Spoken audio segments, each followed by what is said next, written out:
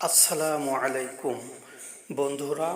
পূর্বের আগের ভালো মানুষের হজ উমরা কেমন ছিল এই বিষয়ে আজ আলোচনা। হজ মুমিনের জন্য পাপ মুক্তি, আখিরাতের পাথেয় সঞ্চয়ের অন্যতম মাধ্যম। বর্তমানে হজের সফর আরামদায়ক, যান্ত্রিক হলেও এতে পূর্বসূরি সালাফে সালেহিনদের মতো ইখলাস, একনিষ্ঠতার অভাব পরিলক্ষিত হয়। সালাফগণ ইহরামের শুভ্রতার কাফনে আরাফার ময়দানে কিয়ামতের ভয়াবহতা অনুভব করতেন। তাদের লাব্বাইক ধ্বনি শুধু কণ্ঠ থেকে নয়, বরং হৃদয়ের গহীন থেকে উচ্চারিত হতো। লৌকিকতামুক্ত সেই হজ ছিল তাকওয়া, ধৈর্য, বিনয়ের মূর্ত প্রতীক। বর্তমানের বাহ্যিক আড়ম্বর ছেড়ে আমাদের হজকে হজে মাবরুর, কবুল হজে পরিণত করতে সালাফদের সেই তাকওয়া আত্মিক সফরের আদর্শে ফিরে দেখা যাক আজ একান্ত প্রয়োজন। সালাফে সালেহিনের কাছে হজ কোনো আনুষ্ঠানিক সফর ছিল না, বরং তা ছিল পরম আগ্রহে আল্লাহর ডাকে সাড়া দেওয়ার নিরন্তর কোশেশ। ব্যাকুল হৃদয়ে আল্লাহর পথে ছুটে চলার দুর্নিবার যাত্রা। সম্পদের মোহ, সংসারের মায়া আর শারীরিক ক্লান্তি সবই হার মানত বাইতুল্লাহ দর্শনের তীব্র তৃষ্ণার কাছে। রবের দরবারে হাজিরা দেওয়ার এই সফরে তাদের ঈমান দীপ্ত আগ্রহ, অপরিসীম ত্যাগ আমাদের জন্য ইবাদতের এক বিস্ময়কর মানদণ্ড হয়ে গেছে। হজের এই বিপুল মর্যাদা প্রাপ্তি সম্পর্কে আমিরুল মুমিনিন ওমর ইবনুল খাত্তাব রাজিয়াল্লাহু আনহু এর একটি ঘটনা আমাদের হৃদয়কে গভীরভাবে নাড়া দেয়। তিনি একবার বের হয়ে একদল আরোহীকে দেখে জিজ্ঞেস করলেন, তোমরা কারা? তারা বলল, আমরা হজযাত্রী। তিনি 3বার জিজ্ঞাসা করলেন, হজ ছাড়া অন্য কোনো উদ্দেশ্য তোমাদের বের করেনি তো? তারা বলল, না। তখন তিনি বললেন, এই আরোহীরা যদি জানতো তারা কার দরবারে এসে উট নামিয়েছে, তবে ক্ষমা পাওয়ার পর আল্লাহর অনুগ্রহ দেখে তাদের চোখ জুড়িয়ে যেত। তারপর তিনি বললেন, সেই সত্তার কসম যার হাতে ওমরের প্রাণ, একটি উট তার পা যখনই উপরে তোলে কিংবা নিচে রাখে, আল্লাহ তার বিনিময়ে আরোহীর একটি মর্যাদা বৃদ্ধি করেন, একটি গুনাহ ক্ষমা করেন, একটি নেকি লিখে দেন। জাবের ইবনে জায়েদ রাহিমাহুল্লাহ বলেন, আমি নেক আমলগুলোর দিকে তাকিয়ে দেখলাম যে সালাত শরীরের শ্রম ঘটায়, কিন্তু সম্পদের নয়। সিয়ামও তদ্রূপ, কিন্তু হজ সম্পদ আর শরীর উভয়ই পরিশ্রম ঘটায়। তাই আমার নিকট হজকে এসবের মধ্যে সবচেয়ে শ্রেষ্ঠ মনে হয়। রাসূলুল্লাহ সাল্লাল্লাহু আলাইহি ওয়াসাল্লাম বলেন, যে মহান আল্লাহ তাআলা বলেন, নিশ্চয় আমি আমার যে বান্দাকে শারীরিক সুস্থতা দান করেছি, জীবিকায় সচ্ছলতা দিয়েছি, তার উপর দিয়ে যদি 5টি বছর অতিবাহিত হয়ে যায় অথচ সে আমার দরবারে উপস্থিত হয় না, হজ করে না, সে অবশ্যই বঞ্চিত। এই হাদিসের মর্মকে সালাফগণ গভীরভাবে উপলব্ধি করতেন। প্রখ্যাত তাবি আসওয়াদ ইবনু ইয়াজিদ নাখই রাহিমাহুল্লাহ ও হজকে এত গুরুত্ব দিতেন যে যদি শুনতে পেতেন কোনো লোকের সামর্থ্য থাকা সত্ত্বেও সে হজ না করে মারা গিয়েছে, তাহলে তিনি তার জানাজা সালাতে অংশগ্রহণ করতেন না।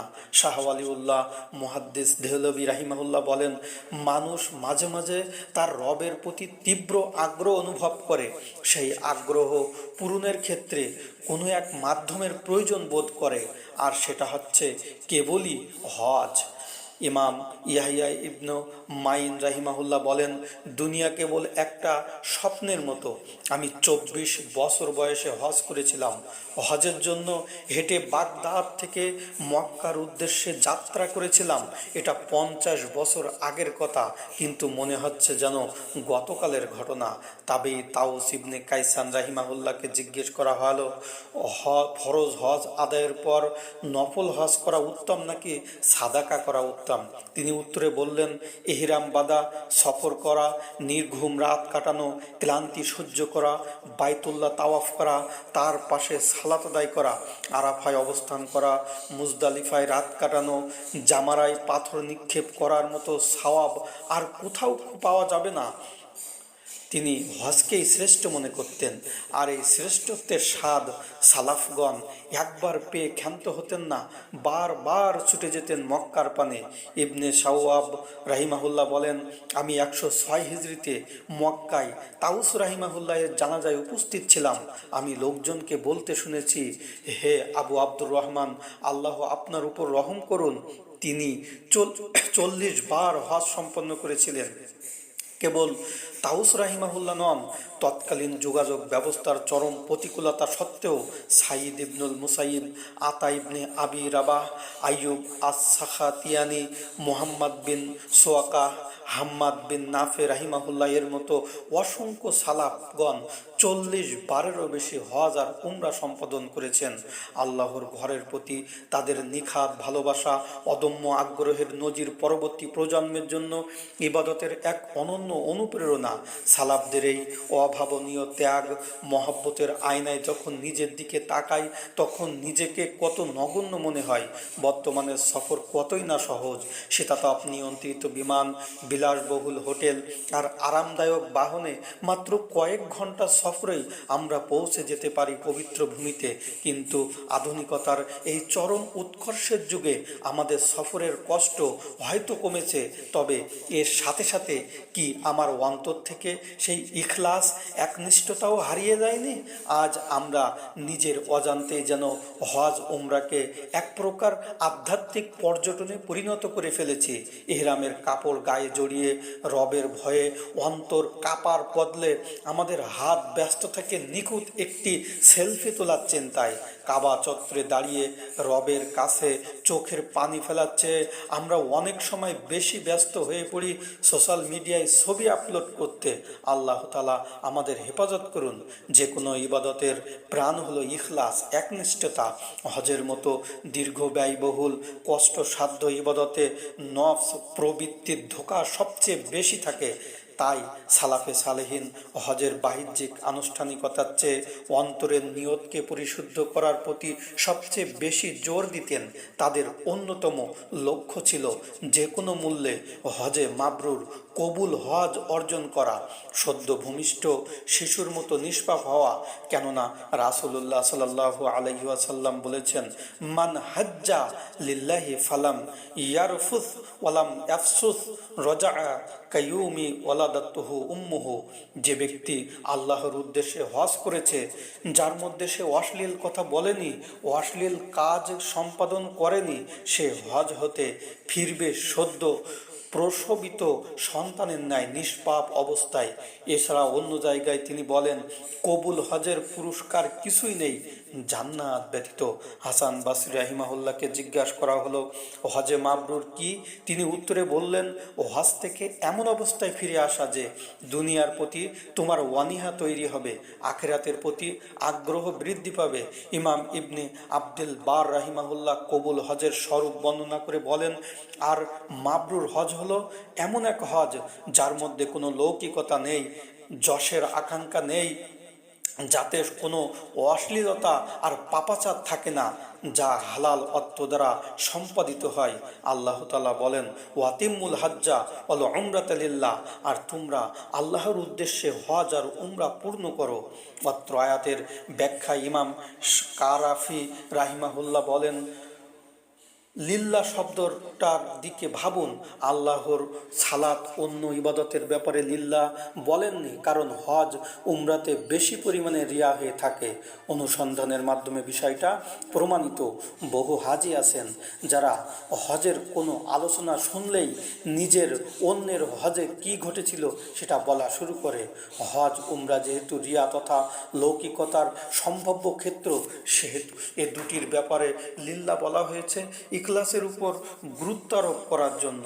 আনাস ইবনে মালিক রাদিয়াল্লাহু আনহু বলেন, নবী করিম সাল্লাল্লাহু আলাইহি ওয়াসাল্লাম একটি জীর্ণ উটের জিন এমন একটি পূর্ণ চাদর গায়ে দিয়ে হজ করেছিলেন যার মূল্য 4 দিরহাম হবে কিনা সন্দেহ। এরপর তিনি দোয়ায় বললেন, হে আল্লাহ, এমন একটি হজ নসিব করুন যার মধ্যে লৌকিকতা নেই, খ্যাতির মোহ নেই, এমন একটি হজ তুমি আমাকে দিন। নবীর এই সুন্নাহকে বুকে ধারণ করে সালাফগণ হজে নিজেদের বিনয়ী করে রাখতেন। একবার উমর রাদিয়াল্লাহু আনহু হজের সফরে মক্কায় ছিলেন। তিনি তার পাশে সমবেত লোকদের উদ্দেশ্যে বললেন, তোমরা উস্কো খুস্কো চুলে ধুলি ধূসরিত অবস্থায় ঘাম ময়লাযুক্ত দেহে রোদে পুড়ে এর বিনিময়ে তোমরা দুনিয়াবি কোনো তুচ্ছ বস্তু আশা করছো না। আমাদের জানা মতে এর চেয়ে শ্রেষ্ঠ কোনো সফর আর নেই। তিনি আরও বলেন, প্রকৃত হজকারী তো সেই যে এলোমেলো চুল ঘর্মাক্ত অবস্থায় থাকে। মুজাহিদ রাহিমাহুল্লাহ বলেন, এক ব্যক্তি ইবনে ওমর রাদিয়াল্লাহু আনহু এর নিকট বলল, হজ যাত্রীর সংখ্যা কত বেশি? ইবনে ওমর রাদিয়াল্লাহু আনহু বললেন, তাদের সংখ্যা কতই না কম। অতঃপর তিনি জীর্ণ শীর্ণ রশির লাগামযুক্ত এক অশ্বারোহীকে দেখে বললেন, সম্ভবত এই প্রকৃত হজকারী। কাজী সোহাইব রাহিমাহুল্লাহ বলেন, হজকারী অল্প কিন্তু আরোহী অনেক। ভালো কাজের ব্যাপারে জ্ঞান রাখেন এমন লোকের সংখ্যা কত বেশি, কিন্তু আল্লাহর সন্তুষ্টি প্রত্যাশীদের সংখ্যা কতই না কম।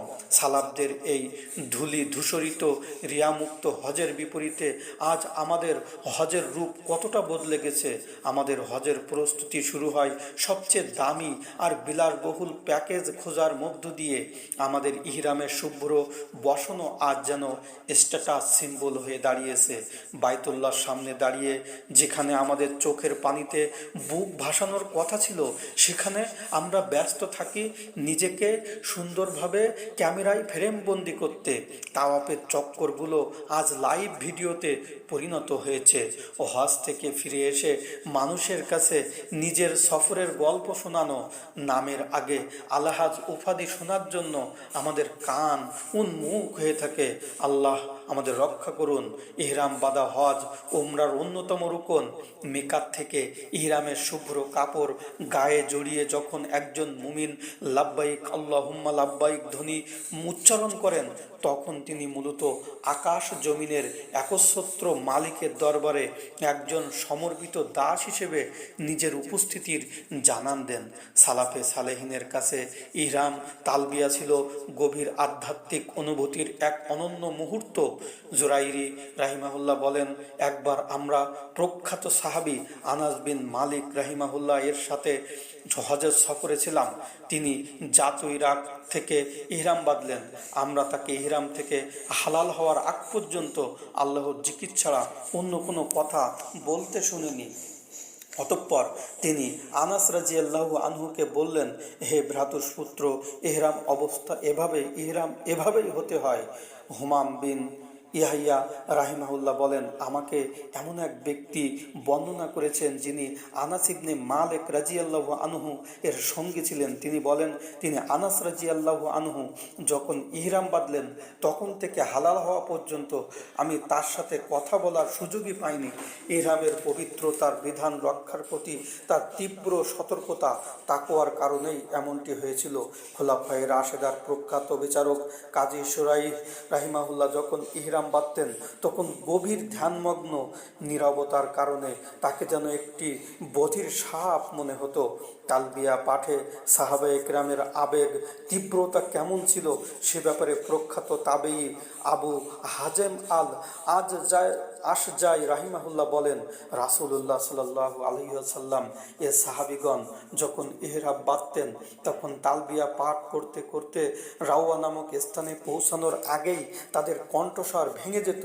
বকর বিন আবদুল্লাহ রাহিমাহুল্লাহ বলেন, আমি ইবনে উমর রাদিয়াল্লাহু আনহুকে তালবিয়া পাঠে কণ্ঠস্বর করতে শুনেছি। এমনকি আমি পাহাড় থেকে তার কণ্ঠের প্রতিধ্বনি শুনতে পেতাম। আইয়ুব রাহিমাহুল্লাহ বলেন, আমি সাইদ বিন জুবাইর রাহিমাহুল্লাহকে মসজিদে হজ যাত্রীদের তালবিয়া পাঠের জন্য জাগ্রত করতে দেখেছি।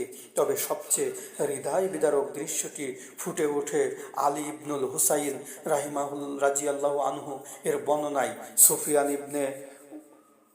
সুফিয়ান ইবনে উইয়ানাই রাহিমাহুল্লাহ থেকে বর্ণিত, আলী ইবনুল হুসাইন রাহিমাহুল্লাহ যখন হজ করতে বের হতেন তখন তিনি ইহরাম বাঁধতেন এবং তার সাওয়ারি তাকে নিয়ে সোজা হয়ে দাঁড়ালো। তখন ভয়ে তার চেহারা হলুদ হয়ে গেল, শরীর কাঁপতে শুরু করলো, তার উপর এক কম্পন দশা সৃষ্টি হলো। তিনি লাব্বাইক পাঠ করতে পারছিলেন না। তাকে জিজ্ঞাসা করা হলো, আপনি কেন লাব্বাইক পড়ছেন না? তিনি বললেন, আমি এই ভয়ে ভীত যে আমাকে না জানি বলা হয় লা লাব্বাইকা ওয়া লা সাদাইকা, তোমার হাজিরা কবুল নয়, তোমার জন্য কোনো কল্যাণও নেই। এরপর যখন তিনি লাব্বাইক পড়লেন তখনই মূর্ছা গেলেন, সাওয়ারি থেকে পড়ে গেলেন। হজের পুরোটা সময় তার এই অবস্থা বারবার হতে লাগলো। সুবহানাল্লাহ। রবের ঘরের প্রতি সালাবদের তীব্র ব্যাকুলতার অভূতপূর্ব দৃষ্টান্ত দেখা যায়। একবার খোরাসান থেকে একদল মুসলিম হজের উদ্দেশ্যে মক্কায় রওনা হলেন। তাদের সাথে ছিলেন একজন মহিলা। মসজিদুল হারামে ঢোকার পর মহিলাটি বলতে লাগলেন, আয়না বাইতা রব্বি, আয়না বাইতা রব্বি, আমার রবের ঘরটা কোথায়, আমার রবের ঘরটা কোথায়? তাকে বলা হলো, এখনই আপনি আপনার রবের ঘরের কাছে পৌঁছে যাবেন। হারাম চত্বরে ঢোকার পর তিনি কাবা ঘর দেখার জন্য অস্থির হয়ে পড়লেন। এরপর তাকে কাবা ঘর দেখিয়ে বলা হলো, এটাই আপনার রবের ঘর। মহিলাটি কাবায় হেলান দিয়ে গালটা কাবার সাথে মিশিয়ে দিলেন। পরম আবেগে অনবরত কেঁদেই চললেন, আর সেই কান্নারত অবস্থায় তিনি মৃত্যুবরণ করলেন। এই ঘরকে ভালোবেসে বারবার ছুটে এলেও সালাবদের অন্তরে সবসময় এক ধরনের ভয় কাজ করত। আলী ইবনুল মুওয়াফফাক রাহিমাহুল্লাহ বলেন, আমি 60 বার হজ করেছি। এরপর একদিন আমি হাতিমে কাবার দেওয়াল ঘেরা অংশ বসে নিজের অবস্থা বারবার এই পবিত্র স্থানে আসা নিয়ে ভাবছিলাম। আমি জানি না আমার হজ কি কবুল হয়েছে নাকি প্রত্যাখ্যাত হয়েছে। এরপর আমি ঘুমিয়ে পড়লাম। স্বপ্নে একজনকে বলতে শুনলাম, তুমি কি তোমার ঘরে এমন কাউকে দাওয়াত দাও যাকে তুমি ভালোবাসো না? তিনি বলেন, এরপর আমি জাগ্রত হলাম, আমার সমস্ত দুশ্চিন্তা দূর হয়ে গেল। কাবার চত্বরে তাওয়াফরত অবস্থায় সালাফগণ মানুষের প্রতি, বিশেষ করে পিতামাতার প্রতি খেদমতের কি অবস্থা অন্যান্য নজির স্থাপন করেছেন তা আব্দুল্লাহ ইবনে ওমর রাদিয়াল্লাহু আনহু এর একটি ঘটনা থেকে আমরা জানতে পারি। একবার আব্দুল্লাহ ইবনে ওমর রাদিয়াল্লাহু আনহু তাওয়াফ করছিলেন। এমত অবস্থায় তিনি দেখলেন এক ইয়ামানি ব্যক্তি নিজের মাকে পিঠে বহন করে কাবাঘর তওয়াফ করছে। কবিতার ছন্দে বলছে, আমি আমার মায়ের এক অনুগত উট, তার অন্য বাহনগুলো যদি ভয় পালিয়েও যায়, আমি কখনো তাকে ছেড়ে ভয় পাবো না, পালাবো না। এরপর তাওয়াফ শেষে সেই ইবনে উমর রাদিয়াল্লাহু আনহু এর কাছে এসে বলল, হে ইবনে ওমর, আমি কি আমার মায়ের প্রতিদান দিতে পেরেছি? ইবনে ওমর রাদিয়াল্লাহু আনহু উত্তর দিলেন, না, এমনকি তার প্রসব বেদনার একটি দীর্ঘ শ্বাসের প্রতিদানও তুমি দিতে পারোনি। আব্দুল্লাহ ইবনে আবু নাজিহ বলেন, আমি তাউস ইবনে কাইসান রাহিমাহুল্লাহকে তাওয়াফ করতে দেখেছি, তার চেয়ে সুন্দরভাবে কাউকে তাওয়াফ করতে দেখিনি। তিনি ডানে বামে তাকাতেন না।